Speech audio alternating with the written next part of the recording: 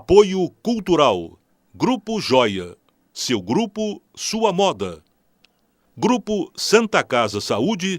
Seu bem-estar em todos os nossos planos. Alô, telespectador da TV Barretos, seja bem-vindo ao programa Quero Saber.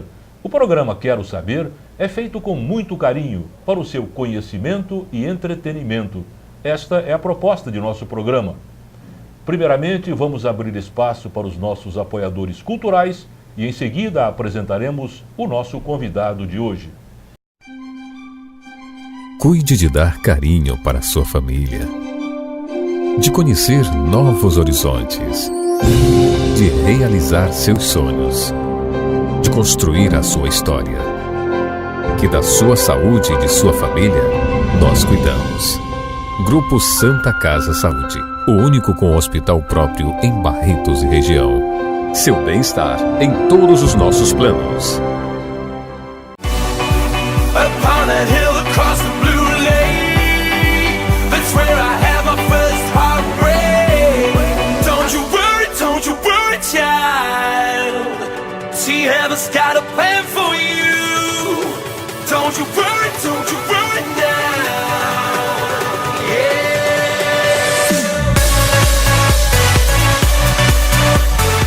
Grupo Joia, coleção Alto Verão 2014. Hoje temos o grato prazer de trazer ao programa um dos advogados mais éticos, decentes e preparados para a profissão do direito. Um dos melhores, não só de Barretos, mas de todo o estado de São Paulo. Eu falo do mestre em Direito, professor, advogado, Dr. Washington de Barros Monteiro. Não é Dr. Washington de Barros Monteiro, é Dr. Washington Rocha de Carvalho. Eu troquei apenas por vontade própria, porque eu considero um grande advogado a nível de tal. Dr. Washington, prazer muito grande recebê-lo no programa de hoje. Prazer é sempre nosso. Você já tinha feito o convite em outras oportunidades, eu agradeço estar aqui. É muito bom participar de um programa como este seu, Miziara, para podermos levar um pouco à comunidade o conhecimento que acredito que temos na área do direito e na área educacional. É muito prazeroso estar contigo também. Dr. Washington, nós vamos dissecar muito, vamos aproveitá-lo no programa para a gente falar sobre direito, sobre advocacia, sobre a sua profissão também como professor, né? E também, muita gente não conhece um hobby que você tem, um grande apreciador, um grande entendedor de vinhos. E vamos então ensinar como se toma um bom vinho, como se escolhe um bom vinho. Mas primeiramente nós queremos saber toda a sua vida, onde você nasceu. Você é de Barretos, né, doutor Washington? Sim, eu nasci em Barretos no ano de 67, eu tenho 46 anos. Praticamente vivi minha vida toda aqui, por pouco tempo estive fora estudando, tanto na graduação quanto depois no mestrado, mas minha vida toda se desenvolveu aqui. Não só a vida profissional, mas também a minha vida familiar. Eu me casei também com uma moça de Barretos, a Adriana, com a qual eu tenho 3 filhos, a Cecília, a Helena e agora o pequeno Washington filho. E tenho meus pais aqui, os meus irmãos, à exceção do irmão mais velho que mora em São Paulo. Então eu sou um barretense realmente da gema, gosto da cidade de Barretos e procuro sempre que possível contribuir com a cidade, para o crescimento dela também. Doutor Washington tem quantos irmãos? Nós somos em 4 homens. O Nelson, que é o mais velho, o Emerson, que é depois de mim, eu sou o segundo dos 4, e o Robson, que é o caçula. O Robson que está em São Paulo? Não, o Nelson, que é o engenheiro civil que trabalha em São Paulo. Já está lá. Onde você cursou o primário? Porque naquela época ainda chamava primário, depois que foi mudando para... primeiro grau, né? Primeiro grau, segundo grau. O primeiro grau eu estudei em escola pública, o chamado 4º grupo. O nome correto era Silvestre de Lima, Coronel Silvestre de Lima, lá na Vila Baroni, bairro onde eu vivi boa parte da minha infância. Depois do Silvestre de Lima, nós fomos fazer o 2º grau numa escola técnica, que hoje não existe mais, que é o Ateneu Municipal na época. E terminando o Ateneu, eu fiquei um ano estudando, me preparando para o curso superior, e ingressei no ensino superior em 1988, na UNAERP. Terminei o curso de Direito em 92. Passei no primeiro exame de ordem subsequente no ano de 93 e comecei a exercer a profissão. Vamos voltar agora no curso primário, o curso colegial. Você tem lembra dos seus professores, ou pelo menos alguns que você mais se identificou? Eu gosto muito de destacar a figura do professor, porque eu acho o professor de uma importância fundamental na vida de todo cidadão. Sim, o curso primário, me lembro bem, por exemplo, da professora Palmira, foi a professora do primeiro ano, era uma professora que eu gostava muito, e eu tive algumas dificuldades, como acho que é natural no primeiro ano, da leitura. Na época não tinha esse preparatório como tem hoje, de entrar em escolas preparatórias, você já entrava no primeiro ano. Então, a professora Palmira, me lembro muito bem, foi uma professora que eu gostava muito, a professora Mariângela, terceiro ano, a professora Zilda também, me lembro, lá no Silvestre de Lima, era uma professora bastante enérgica, bastante severa, lecionando português. Professora Benedita, enfim, são vários professores que eu me recordo. E eu acho, pela sua postura, pela sua aparência, que você deve ter sido um aluno assim, que não foi aquele aluno bagunceiro e de fazer muita farra na escola. Eu estou enganado ou não? Você é um aluno bem comportado, pelo jeito, né? Sempre procurei manter um contato, bastante relacionamento bom com os colegas, mas não desagradando os professores. Sempre tive uma conduta um pouco mais séria, um pouco fechado. Esse é o estilo, né? Acho que faz parte da minha personalidade. Isso. Depois você fez a UNAERP, fez Direito lá. Então passou no primeiro concurso da UAB. O exame de ordem foi o primeiro, em 93, eu me formei em 92, e eu fui a primeira turma de Direito já com a nova Constituição. A Constituição entrou em 88, em vigor, foi o ano que eu ingressei também na faculdade. Saí de lá em 92, prestamos o exame já em 93, fomos aprovados. E essa sua vocação para o Direito, como é que nasceu? Onde é que você pegou essa vocação, esse seu interesse pelo curso jurídico? Eu sempre gostei, eu achava a figura do advogado uma figura bastante emblemática, eu gostava do direito. Eu me lembro que no quarto ano, ainda no Silvestre de Lima, no ensino primeiro grau, eu tinha o hábito de escrever, a régua na época era de madeira, e no verso dela era plana. E eu escrevia advogado e fixava na frente da carteira. Isso, desde o início, eu acho que era um sonho realmente ser advogado, talvez não gostando tanto de ver as coisas erradas como a gente costuma ver, talvez seria a vontade de contribuir para aplicar um pouquinho a justiça. Tem muita gente que faz advocacia, faz direito, né? Cursa o direito, para depois fazer um concurso, ou para juiz ou promotor. Por que você optou em seguir a carreira de advogado? Desde o início. Quando eu entrei na UNAERP, eu já sabia muito bem o que eu queria ser advogado, e um advogado que militasse não na área criminal, como o colega Miziara atua e atua muito bem.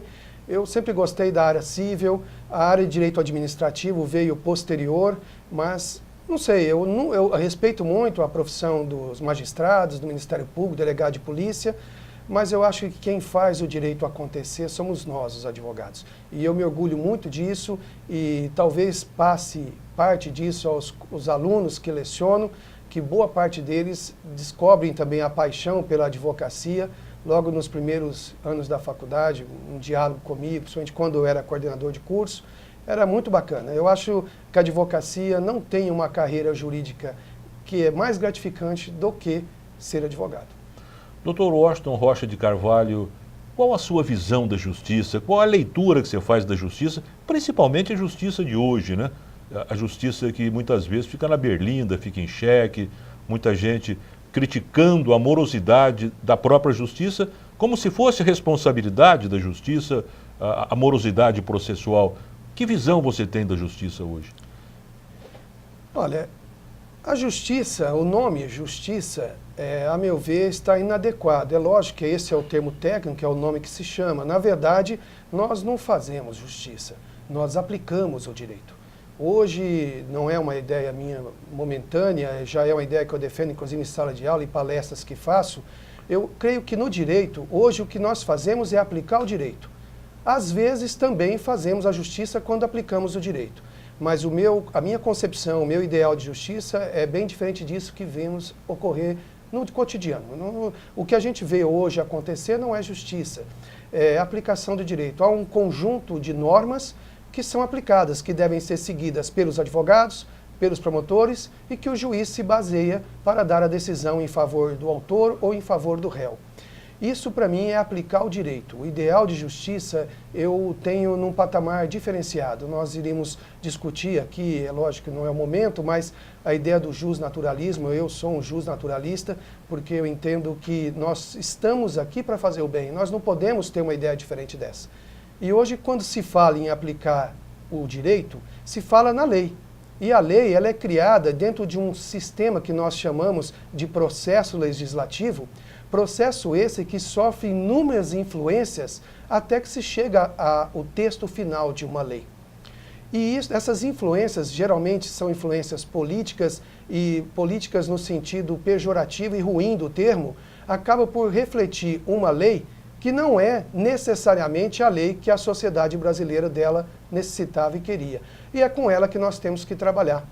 E aí, Miziara, não me estendendo na pergunta, uma colocação que eu sempre faço: nós, advogados, somos duramente, às vezes, criticados por não estar aplicando corretamente o direito. Não somos nós, os advogados, que fazemos a lei, nós apenas trabalhamos com as ferramentas que o Poder Legislativo nos traz. E é com essas ferramentas que nós temos. Nós não podemos inovar e fazermos a lei. Então, o advogado trabalha com aquela matéria-prima, com aquela ferramenta que é dada a ele pelo Poder Legislativo. Então, na verdade, pela sua concepção, o processo legislativo atual é inadequado para a formulação de leis, pelo que você está falando. Sim, e não sou só eu que acho isso. Hoje, não é de hoje que se estuda a chamada crise do positivismo. A crise do positivismo é algo que assola não só o Brasil, mas, de maneira geral, todo o mundo, que corresponde a essa parcela criada pelo Poder Legislativo, que se vai votar a lei, que se vai criar a lei, e para isso nós presenciamos. Não é muito comum a gente assistir: a bancada X é contrária, a bancada Y é a favor, em virtude o quê? Em virtude de acertos políticos que eu acredito que não são benéficos para a sociedade. O que seria ideal, então, na formulação de leis pelo processo legislativo, na sua opinião? O que seria mais correto que se fizesse a nível de Câmara Federal, a nível de Senado? Que a influência política, principalmente a política da forma, agora falando especificamente do Brasil, não fosse da maneira que é hoje. Hoje nós temos vários acertos, como disse há pouco, para aprovar determinado texto de lei. Essa influência, esse vai e vem, essa discussão, vota-se algo no Senado, vai para a Câmara faz emenda, volta para o Senado. Esse jogo precisaria ser mais simplificado, ser um jogo mais fiscalizado pelo cidadão, quando ele elege, evidentemente, o seu representante no Senado Federal e na Câmara, no Congresso como um todo. Porque isto resolveria parcialmente o problema. Lógico que não é um processo rápido, é um processo bastante difícil, porque o processo eleitoral ele é realizado de uma maneira que dificulta a escolha dos bons políticos. E nós, a cada eleição, temos políticos que são perpetuados no poder e que têm um histórico de desserviços prestados à população e que não saem, perpetuam lá. Por quê? Porque tem mídias na mão, consegue fazer uma propaganda eleitoral melhor e tem todo um eleitorado, a qual pejorativamente se chama de curral eleitoral, que sempre garante o retorno dele. E são essas pessoas que deveriam ter consciência na hora de criar as normas e não têm. Dr. Washington Rocha de Carvalho, eu peço licença ao senhor para a gente ir para os nossos apoiadores culturais e voltaremos em seguida com o nosso segundo bloco de hoje.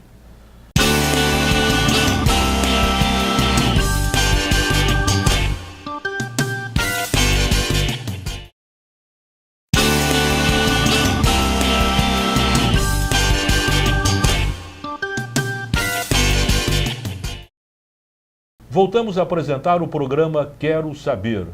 Hoje entrevistando o mestre em Direito, o advogado, Dr. Washington Rocha de Carvalho. Dr. Washington, já está em tramitação o novo Código de Processo Civil. Qual a sua opinião sobre as modificações, as mudanças, o que nós teremos na vida do brasileiro com o novo Código de Processo Civil? É bom? Está do jeito que você gostaria como advogado, como estudioso do direito?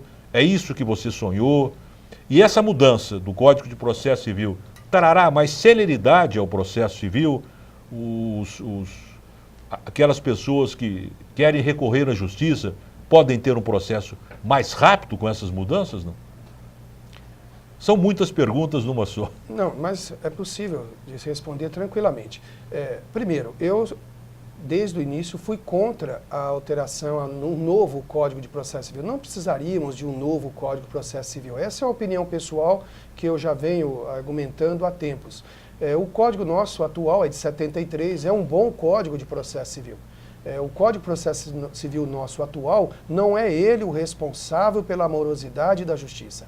Creditar ou debitar, melhor dizendo, às costas do CPC atual, a morosidade da justiça... Mas ele não traz muitos recursos, o Código de Processo Civil? Ele não proporciona muitos recursos? Sim, mas... E daí existe a existência dessa morosidade? Sim, mas vamos lá. Recurso não pode se jogar também o débito nas costas dos recursos, e muito menos nós, advogados, por utilizar esses recursos. Os recursos são necessários. É natural que haja erros do magistrado quando analisa um pedido e profere uma decisão interlocutória equivocada, ou mesmo uma sentença, ou um acórdão, e por isso os recursos existem. Não me parece que o uso dos recursos seja o responsável pela morosidade da justiça. Na verdade, o problema é administrativo. Não é nem culpa em si dos magistrados também, é administrativo, porque não tem-se a estrutura que deveria ter.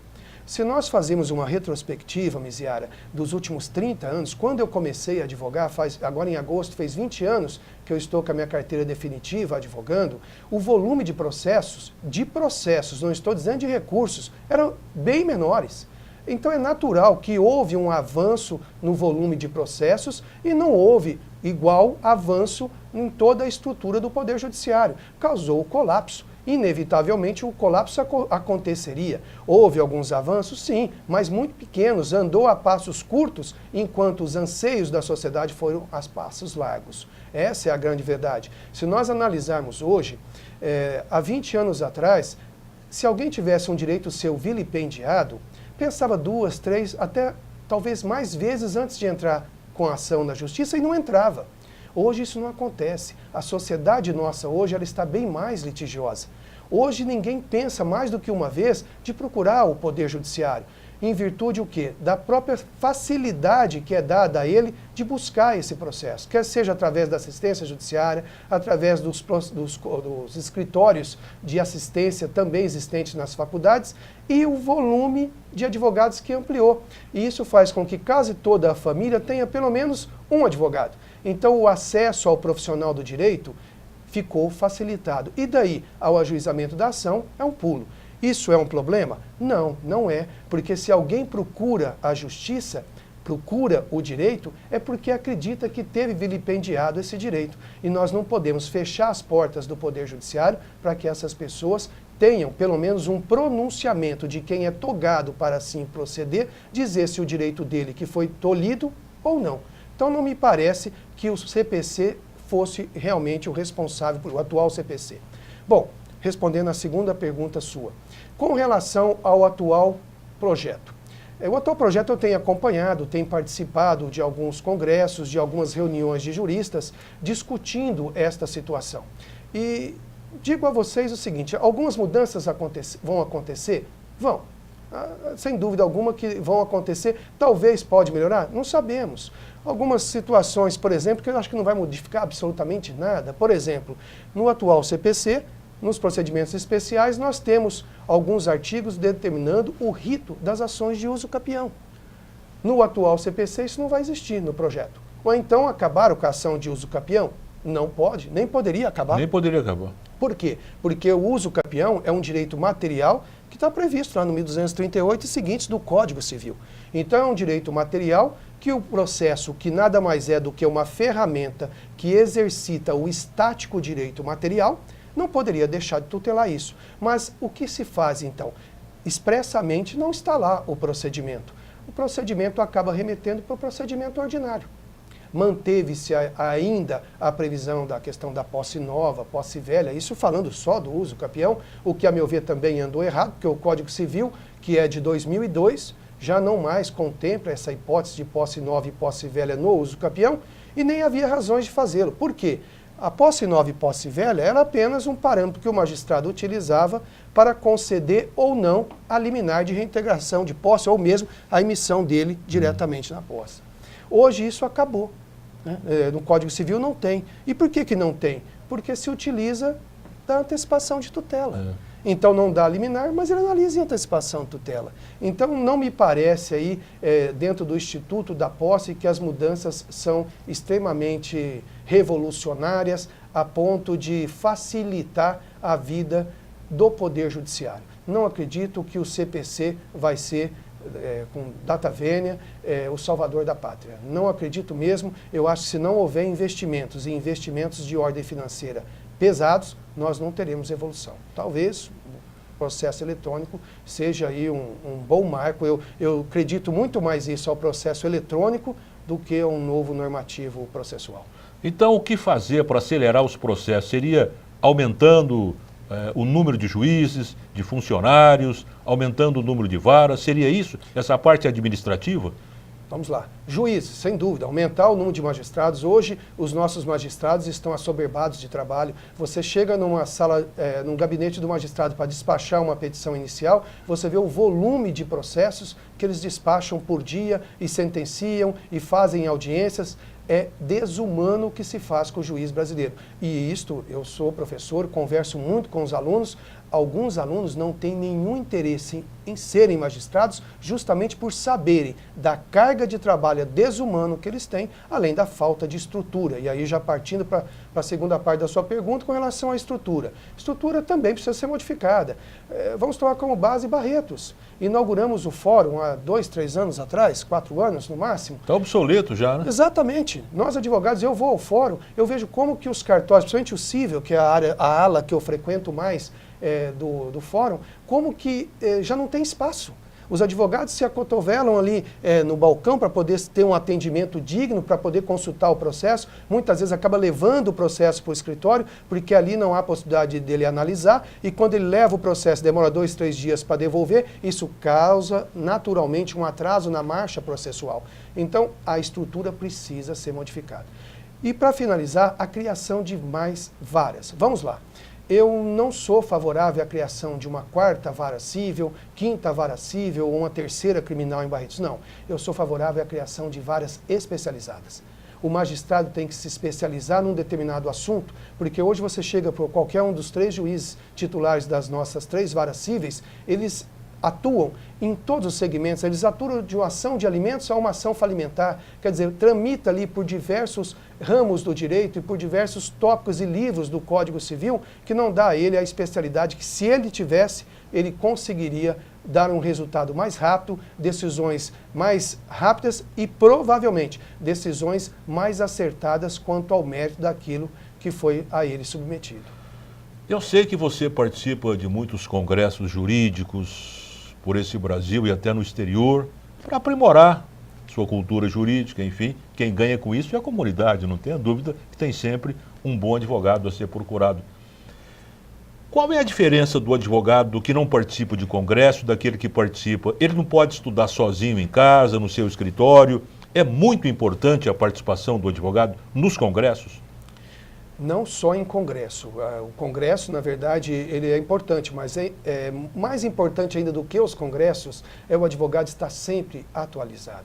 Não dá para se conceber a ideia de um advogado que se forma, estuda para passar na OAB, obtém a sua carteira e dali para frente não estuda mais, não compra livro, não participa de nenhum congresso, nenhum seminário, não participa de cursos de alta performance, que isso é uma coisa que eu acho que é fundamental para o advogado. Eu chamo de curso de alta performance, aqueles cursos específicos que o advogado faz para determinado assunto. Nós temos advogados hoje atuando há vários anos que nunca entraram com um recurso especial, que não sabem elaborar um recurso especial, que muitas vezes procuram um outro colega para fazer, porque não sabe e não tem interesse. Uma crítica que eu faço à classe, a classe precisaria investir mais na profissão. Ser advogado não é andar com um carro bom, não é andar com um carro do ano, com um carro importado, fazer viagens ao exterior com a família. Isso tudo, é evidente, é uma consequência do sucesso do resultado profissional. Mas o advogado precisa, sem dúvida alguma, estudar. Está sempre atualizando, sempre, né? Tá sempre. Não atualiza. Eu costumo dizer, repito, aos colegas ou aos alunos, a gente já leciona há 18 anos, então muitos já estão aí na prática, até me chamam ainda em audiência de professor, eu fico extremamente lisonjeado com isso, mas ao mesmo tempo me preocupo, porque isso é sinal de que a idade já chegou. Mas eu converso com eles e digo o seguinte, precisam efetivamente se modernizar, porque se não se modernizar não consegue. E quando eu faço com eles a seguinte comparação. Quando você aplica um dinheiro no banco, você primeiro vai no banco e tira o rendimento e depois faz a aplicação, ou é o contrário? Ao contrário, primeiro você aplica o seu dinheiro, depois vem a rentabilidade. Na advocacia eu faço o mesmo. Aplique o seu dinheiro no seu aperfeiçoamento processual e o retorno é inevitável. Muito bem, vamos então abrir espaço para os nossos apoiadores culturais e voltamos já já com o programa Quero Saber, hoje trazendo o mestre em Direito, o advogado Washington Rocha de Carvalho.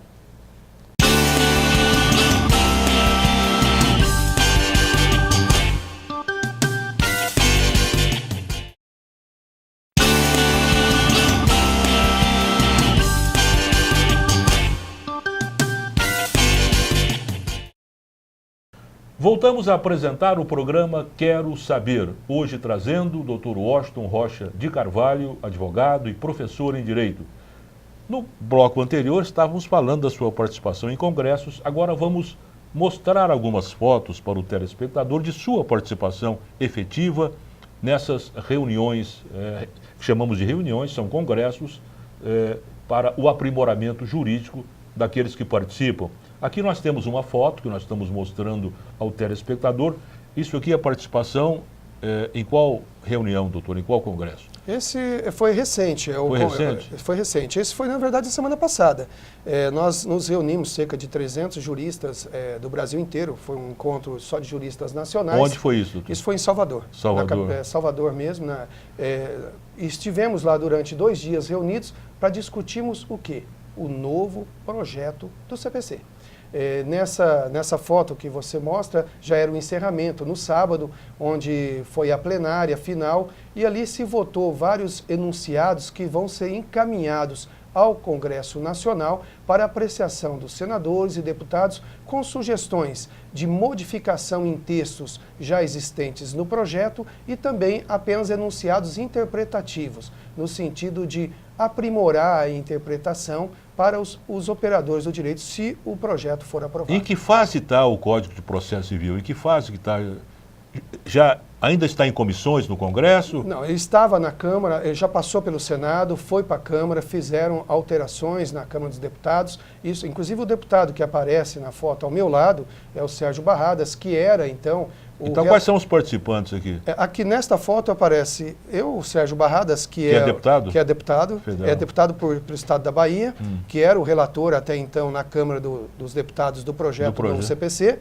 Do lado dele o Rodrigo Mazei, que é um colega capixaba, é mestre pela PUC como eu, e que também participou das bancas de discussão desses enunciados comigo. E na ponta é o conhecido jurista hoje nacional, Fred Dias Júnior, que é um baiano responsável pela realização do evento. Foi um evento muito bom, viu, Miséria, porque contou aí com vários colegas de relevante conhecimento jurídico, principalmente na área processual, acentuado na área processual, e que foi um trabalho muito bacana, exaustivo, principalmente a sexta-feira, que foi reunido em grupos, foi bastante cansativo, começamos às 8 da manhã, terminamos... E como é que chamou esse congresso? Segundo Congresso do Jovem Processualista. Sei. Foi muito bom. Então as conclusões serão enviadas à Câmara Federal? Está sendo elaborado, provavelmente no início dessa semana, devo receber a minuta até sexta-feira, da Carta de Salvador. Essa Carta de Salvador, que está sendo redigida, vão ser com base nas decisões da plenária que ocorreu no sábado, onde foram aprovados aí cerca de mais de 200 enunciados. O projeto começou na Câmara ou começou no Senado Federal? Começou no Senado, foi para a Câmara, vai voltar agora para o Senado. Essa é a tramitação que eu te falei da questão do positivismo, né? Você vai e vem, muda. Não quero duvidar que teremos mudança na redação a nível de Senado Federal. Provavelmente vai ter algumas alterações, por isso que eu tenho evitado ainda de trabalhar com os alunos a atual redação, o estágio que está, porque algumas coisas tendem a ser modificadas. Você acha que para esse ano esse código vai para 2014? Não, eu acredito que vai ser para 2014 e depende da vacatio. Para vigência em 2015. Isso, a vacatio legis deve ser uma vacatio semelhante à do Código Civil, que foi um ano, que é uma legislação muito importante. Talvez possa ser reduzida também, isso ainda está discutido, está sendo discutido, mas nós teremos uma vacatio considerável e eu acredito que o CPC estará em condições, se aprovado, de entrar em vigência apenas em 2015. Me parece que uma das modificações que estão sendo apresentadas no Código de Processo Civil é com respeito à penhora online, que se faz hoje, que já vai no banco, o juiz já dá uma determinação e penhora todo o dinheiro de poupança, de conta bancária. Parece que vai ter uma outra tramitação, pelo menos é o que está parecendo que vai acontecer nesse novo Código de Processo Civil. Não é que não vai ter, pelo menos não vai ter de princípio, né? Tem que ser esgotadas todas as outras tipos de penhora para depois chegar na penhora online. Como é que é isso? Particularmente eu sou contra, né? Eu acho que foi uma evolução. Eu sou favorável à penhora online, acho que é um mecanismo que funciona muito bem. Nós não podemos esquecer que no rol de bens penhoráveis o dinheiro é o primeiro deles. Então não está se fazendo nada de errado. O devedor, ele é intimado com tempo para fazer o pagamento. Se ele não faz, é porque realmente ele não quer. Porque se ele tem dinheiro em conta, por qual razão ele não paga? Não pago porque eu não concordo com o débito. Eu não tenho esse débito. Se você não tem o débito, você vai discuti-lo. Então você oferece um bem em penhora, garante, assegura o juízo e vai discutir os meios técnicos necessários, através dos embargos ou da impugnação, se for num cumprimento de sentença, mas nós não podemos permitir e criticar a penhora online. Lógico, mas se o meu cliente é devedor, para ele é viável, é inviável a penhora online. Mas você, como advogado, você não advoga só para devedor, você advoga para credor. Então, o credor, nós não podemos esquecer nunca, o processo existe para satisfazer uma pretensão resistida. De quem? Do credor. Esse credor tem que receber. O processo não pode ser um mero troféu. Eu ganhei a ação, mas você ganhou e levou? Não, então não adianta. O processo não deve ser meramente um troféu que se entrega ao vencedor da lide. Ele tem que ter um começo, meio e fim. E esse fim tem que satisfazer a pretensão resistida. Voltando à sua participação em congressos, essa foto que nós estamos mostrando agora ao telespectador... Essa foto foi uma conquista pessoal, depois do nascimento do meu filho em 2013, foi a coisa mais importante que aconteceu na minha vida, foi eu conseguir ingressar no Instituto Pan-Americano de Direito Processual. Esse encontro foi na Cidade do México, foi agora no mês de outubro. Eu estive lá, o ano passado eu já tentei ingressar, não consegui.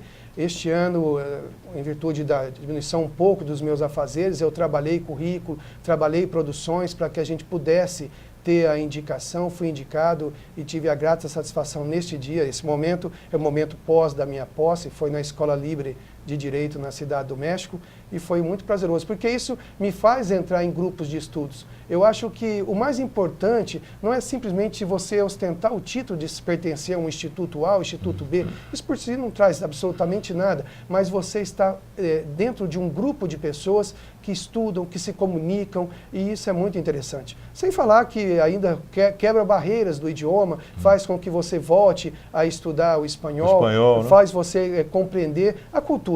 Realmente o advogado tem que ter uma cultura muito boa. E quais são essas pessoas que estão na Aí nós temos 4 pessoas. Nós temos o presidente do instituto, que está à minha direita, e os outros 2 são membros, né? É um colombiano também e um espanhol.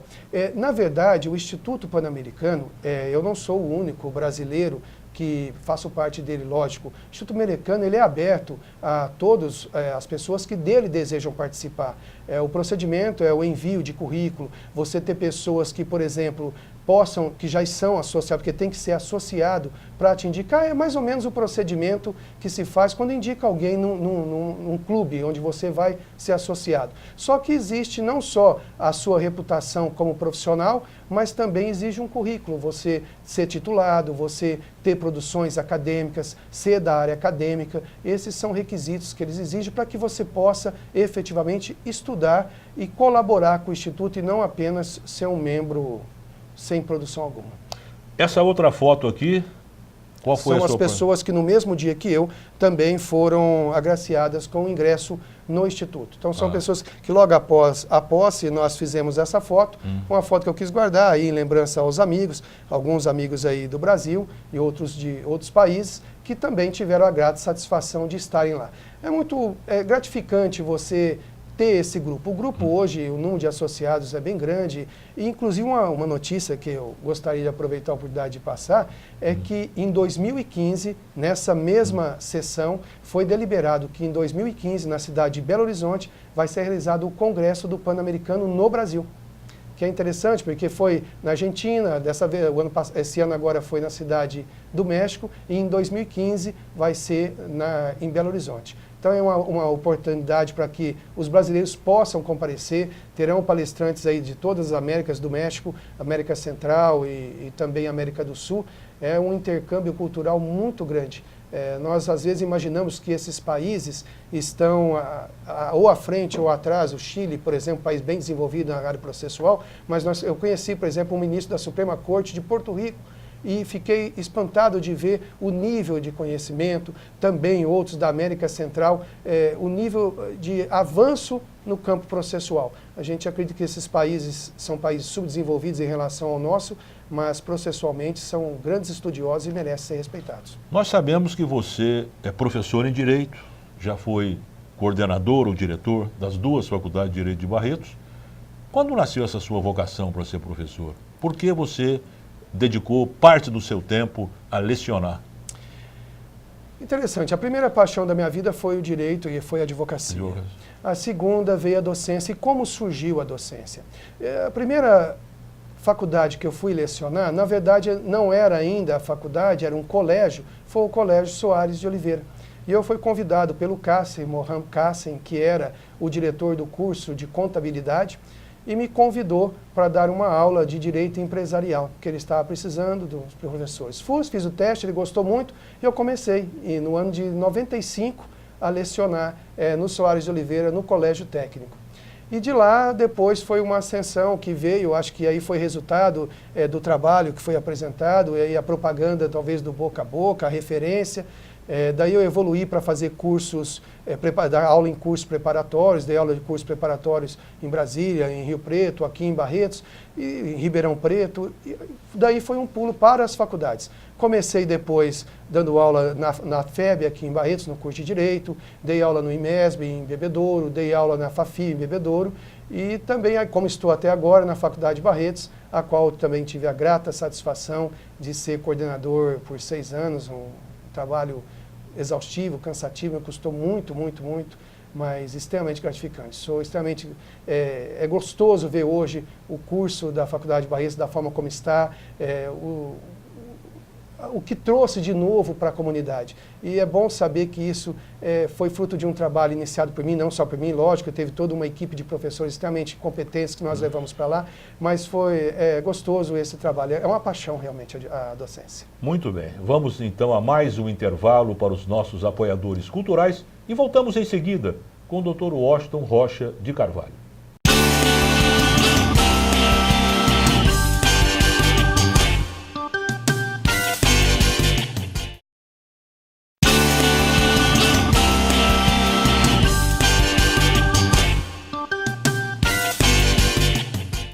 Voltamos a apresentar o programa Quero Saber, hoje trazendo o mestre, jurista e professor Dr. Washington Rocha de Carvalho. Dr. Washington, você além de professor, além de advogado, mestre em Direito, você também é autor de livros jurídicos, né? É um homem múltiplo, né? De múltiplas ações. Você tem uma obra agora recente que está sendo lançada.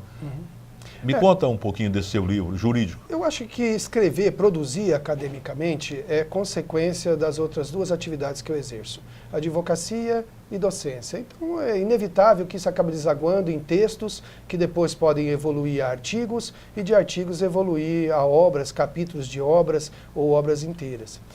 Então sim, a gente tem produzido alguma coisa assim, já tem produzido artigos e livros há alguns anos, e agora mais recente saiu uma obra em setembro, onde nós comentamos o Código Civil atual, juntamente com mais 3 coautores, alguns artigos do Código, não todo o Código Civil nosso é muito extenso, são 2.046 artigos, comento parte dele. É um trabalho que nós fizemos sobre a tutela... E vocês vão chegar a comentar todo o Código ou não? Esse é um outro projeto. Na verdade, está saindo uma obra minha agora, em dezembro, aí já esse que eu me refiro de setembro é pela Forense. Agora sai uma outra obra minha em dezembro, que é pela Juspodivum, essa chama Manual do Advogado Civil. E aí, nesse manual, a gente contempla praticamente todo o processo civil, desde da parte de conhecimento, a área recursal, execução e procedimentos especiais, como um auxílio ao advogado naquilo que ele precisa, indispensavelmente, dominar para advogar bem. Vamos mostrar ao telespectador o livro que está sendo lançado agora, o Dr. Washington Rocha de Carvalho, é um dos autores desses comentários ao Código de Processo Civil. Estamos mostrando essa obra, muito bonita, por sinal, a encadernação, trabalho, a capa, é um trabalho muito bom. A Forense tem um trabalho diferenciado. Um trabalho muito bonito, né? E é um trabalho que não... o trabalho publicado um livro que enriquece até pela beleza, né? Talvez mais do que pelo conteúdo. Não, o conteúdo também tem certeza que é extraordinário. Não li ainda, mas tenho certeza que é extraordinário. E, na verdade, o importante desta obra, por exemplo, é um trabalho que não foi feito agora. Ninguém escreveu isso nos últimos 30 dias. Na verdade, esse trabalho eu escrevi há 3 anos atrás. Então é todo um processo que vai para a editora demora, tem toda uma linha de produção já na frente, que tem que se aguardar isso, né? Por esta razão, inclusive, que o último agora da Juspodivum também não foi publicado ainda, porque tem toda uma produção que tem que ser aguardada. Há muitos juristas, muitos cultores do direito que entendem que as faculdades atualmente de direito ensinam mais a pessoa, fomentam mais a pessoa a litigar, ou pelo menos é a ideia do próprio aluno, que ele, como advogado, ele tem que litigar, ele tem que demandar, né? E nós sabemos que a ideia hoje do Poder Judiciário é mais uma ideia de conciliação, de mediação, exatamente na contramão daqueles que pensam que o direito é apenas litigância. É muito mais hoje, muito mais propício, muito mais importante uma conciliação, uma mediação, do que você entrar com uma ação para demandar contra alguém que acaba virando uma verdadeira guerra jurídica. E você, como professor de direito, você acha que é isso mesmo? Em termos, não tem como fugir um pouco do sistema educacional jurídico hoje implantado no Brasil. Eu não tenho como criar um curso jurídico apenas dando aula de conciliação, mediação e arbitragem. Lógico que não. O aluno ele tem que aprender direito penal, direito civil, direito processual, direito tributário, enfim, todas as ramificações do direito. E essa atuação do aluno é importante. E quando se fala em conciliar, em mediar e o arbitramento, é lógico que ele também cumpre o seu papel. E, tanto que, agora recentemente falei da Faculdade Barretos, nós temos implantado uma disciplina exatamente nesse sentido, conciliar, mediar e arbitrar. Por quê? É a forma que se encontra de diminuir o volume de demandas. Agora, não me parece sonhar muito longe, não diria uma utopia, mas sonhar longe demais, imaginarmos que todos os litígios serão resolvidos na base da conciliação. Não é. Então, é lógico que com base nisso, nós temos sim que ensinar os alunos a essa forma de litigar. O próprio processo civil traz essa regra. O processo civil dedica extremamente poucos artigos à conciliação e um grande número ao litígio. Então, os professores cumprem aquilo que o legislativo traz. Nós não podemos ensinar os nossos alunos com uma ferramenta que não é aquela que está disponível a eles. Se você ensina o pedreiro, ele vai ter que ensinar o pedreiro a manusear as ferramentas dele, não a do carpinteiro, e assim sucessivamente. Então, se eu tenho ferramentas que prestigiam o litígio, obviamente eu tenho que treinar o profissional para usar essa ferramenta, e não outra. É evidente também que deve-se trabalhar a conciliação. Eu sou favorável, inclusive eu sou um advogado que só vou ao litígio quando eu não consigo realmente conciliar as partes. Os meus clientes são sempre incentivados a conciliar, mas desde que isso não implique renúncia, porque conciliar é uma coisa, renunciar é outra. Eu nunca vejo a ideia da conciliação como renúncia de direito. E eu quero esclarecer ao telespectador que o Dr. Washington tem várias outras obras jurídicas, nós mostramos apenas essa última, a mais recente, que está sendo lançada nas livrarias jurídicas de todo o país. Já estão disponíveis. Já estão disponíveis já à venda, né? Disponíveis pela internet. Pela internet sim, também, sim. Muito bem. E dá dinheiro isso, doutor? Não. Não, né? É mais prazer, né? Sim, na verdade é a consequência daquilo, das duas profissões que você já exerce. Infelizmente no Brasil, eu diria que ganha dinheiro, sim.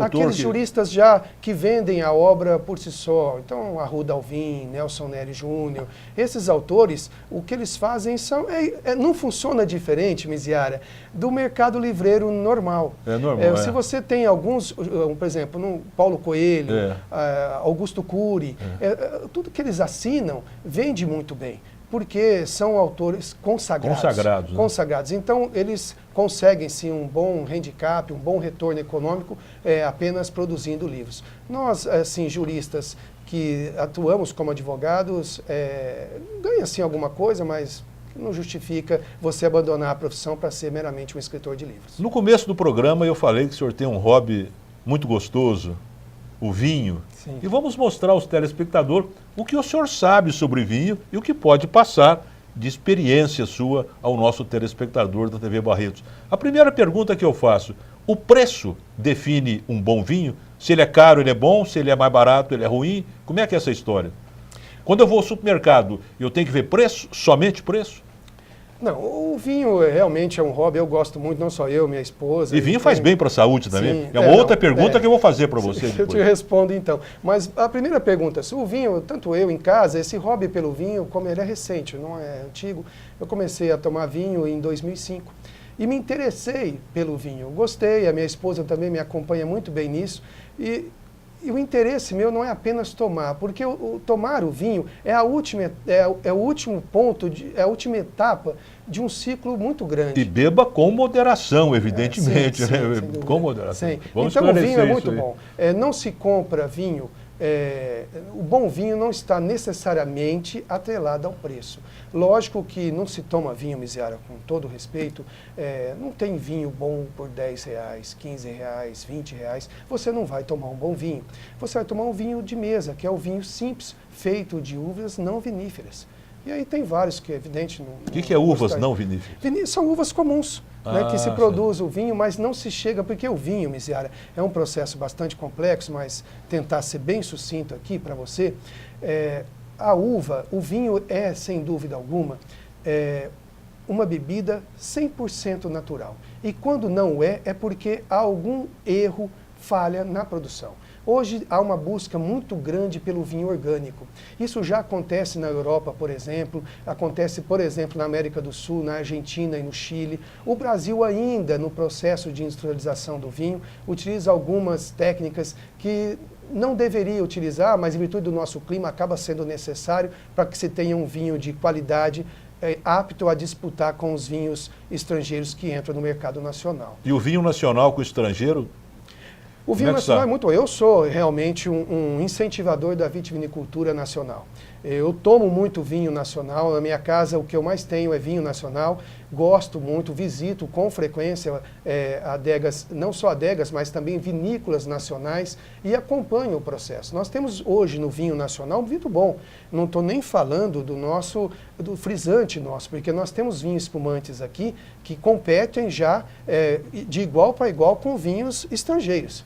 Mas o vinho tinto, que é o meu predileto, que é o meu paladar, que eu mais gosto, o tinto nosso ainda precisa evoluir bastante para se chegar, por exemplo, a disputar com o vinho da Borgonha, um Bordeaux, ou mesmo falando aqui de um bom Carmenere chileno ou um Malbec argentino. Qual é a diferença de champanhe e vinho?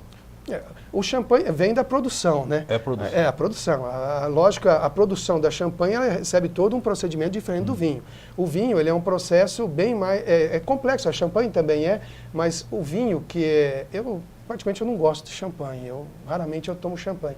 Agora o vinho, por exemplo, eu ia te dizendo que ele é um processo bem natural. O vinho que se produz dentro de uma... O vinho ele é parte de um princípio que deve ser natural. Se nós tivermos o vinho sempre evitando a utilização de técnicas, por exemplo, eu tenho um problema muito sério com açúcar, eu não posso com muito açúcar, eu tenho problema com diabetes, então eu me cuido muito disso, mas eu não deixei de tomar o vinho. Então, só uma explicação do que eu fui buscar nessa produção do vinho nacional. Existe um processo no vinho nacional que chama chaptalização. Essa chaptalização compreende a adição de açúcar no mosto do vinho. E isto deixa de dar a qualidade que o vinho nacional precisa, mas não é um procedimento condenado em vários outros países. França não chaptaliza, que foi, na verdade, lá que começou a chaptalização, mas hoje não chaptaliza mais. Nenhum país da Europa dentro do primeiro escalão de vinho. Aqui na América do Sul, Chile e Argentina também não chaptaliza. Por quê? Quando você adiciona o açúcar, ou da beterraba ou da cana-de-açúcar, a sacarose, você acaba por atrapalhar a questão natural do vinho. Porque o vinho, ele não vai açúcar e não vai álcool, que é um erro muito grande. As pessoas já vão tomar um vinho, 14%, você lê o rótulo, está lá, 14% o teor de álcool. Adicionou álcool? Não. Aquele álcool, ele é fruto do açúcar da própria fruta, da uva, que é a chamada frutose, que em contato com as leveduras, chega num grau de fermentação que produz o álcool. Então, é o álcool natural do processamento de fermentação da frutose, que é o açúcar natural. É uma curiosidade que eu não sabia. E isso também tem alguns abrandamentos, porque, por exemplo, o vinho do Porto, aí fala vinhos fortificados. E o vinho do Porto, ele não atinge 24% de teor de álcool. Aí, nesses casos, há adição, sim, de álcool. Rapidamente, porque nós temos algumas perguntinhas para fazer, nosso tempo é curto. Vinho é bom para a saúde? Isso é extremamente polêmico, não é algo efetivamente comprovado. Existem posições que diz que sim, que diz que não, que é algo antiferrujante, é bom para as coronárias do coração. Já conversei com 2 especialistas cardiológicos sobre isso. O cardiologista disse para mim, Washington, só se a quantidade for muito grande. Muito grande. Não. E o álcool, não podemos esquecer que o vinho é álcool. E o álcool faz mal à saúde, tem que beber realmente com moderação. Rapidinho, você tem alguma pessoa da história que transformou o mundo, na sua opinião, pessoa importante que você se curvaria em reverência? Sem muita explicação. Não, referência nenhuma. Não. Não tem uma pessoa da história? Não tenho, não. Eu tenho uma crença muito grande sobre o Lógico Jesus Cristo, uma pessoa que eu sou temente a Deus e admiro muito o trabalho de Jesus Cristo, mas falando nos nossos dias atuais, alguém que eu vi, que fez, que eu estava presente... Não é atual, na história. Jesus Cristo seria talvez essa pessoa. Tá bom. Muito obrigado pela sua participação no programa, agradeço muito, estamos chegando ao final, foi muito importante. Muito obrigado. Eu que agradeço, estamos à disposição, Miséria. É um prazer ter você, um seleto amigo que eu tenho e acredito que para mim foi extremamente prazeroso estar com você aqui. Muito obrigado, viu, Dr. Washington Rocha de Carvalho. Vamos então à nossa mensagem poética final do programa, é de um autor desconhecido. A poesia chama A Idade de Ser Feliz. Existe somente uma idade para a gente ser feliz. Somente uma época na vida de cada pessoa em que é possível sonhar e fazer planos e ter energia bastante para realizá-las, a despeito de todas as dificuldades e obstáculos.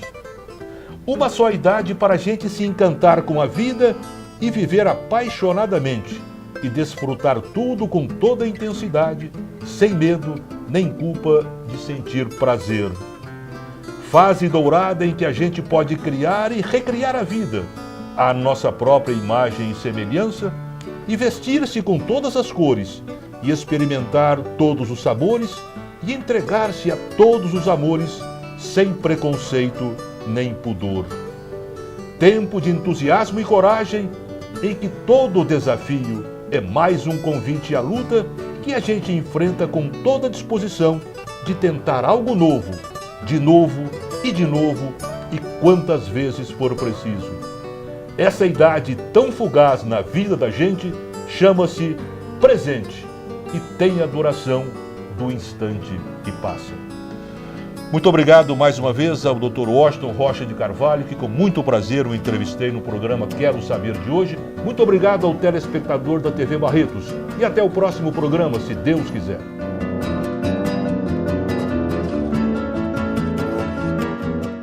Apoio Cultural. Grupo Joia. Seu grupo, sua moda. Grupo Santa Casa Saúde. Seu bem-estar em todos os nossos planos.